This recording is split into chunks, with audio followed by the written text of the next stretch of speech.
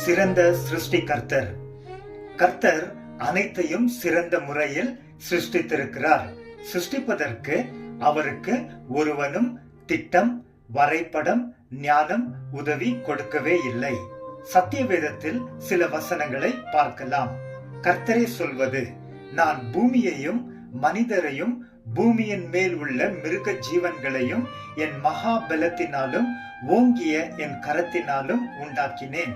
எரேமியா 27:5.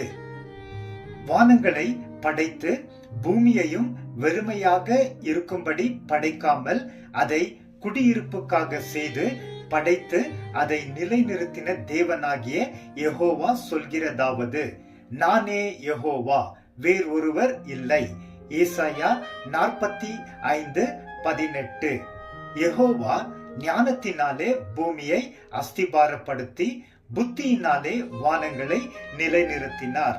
அவருடைய ஞானத்தினாலே ஆழங்கள் பிரிந்தது, ஆகாயமும் பனியை பெய்கிறது.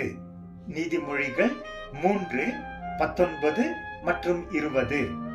தேவனே, நீர் ஆரம்பத்திலே பூமியை அஸ்திபாரப்படுத்தினீர்.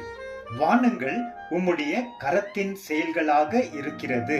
சங்கீதம் 102:25. இயேசு உலகத்தை தேவன் படைத்தார் என்று உறுதிப்படுத்தியிருக்கிறார்.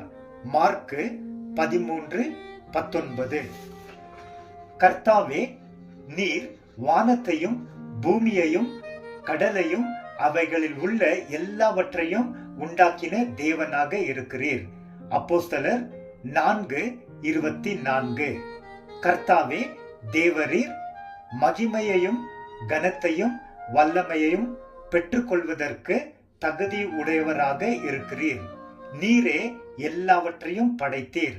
உம்முடைய விருப்பத்தினாலே அவைகள் உண்டாயிருக்கிறவைகளும் படைக்கப்பட்டவைகளுமாக இருக்கிறது. வெளிப்பாடு 4:11.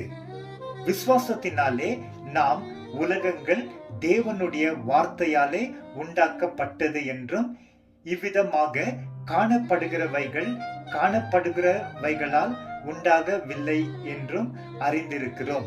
எபிரேயர் 11:3. சகலத்தையும் தம் கரத்தினாலே ஞானம் பலன் கொண்டு சிருஷ்டித்து ஆளுகை செய்கிற கர்த்தருக்கு இயேசு கிறிஸ்து மூலமாக கனம், புகழ், ஸ்தோத்திரம் உண்டாகட்டும். ஆமேன்.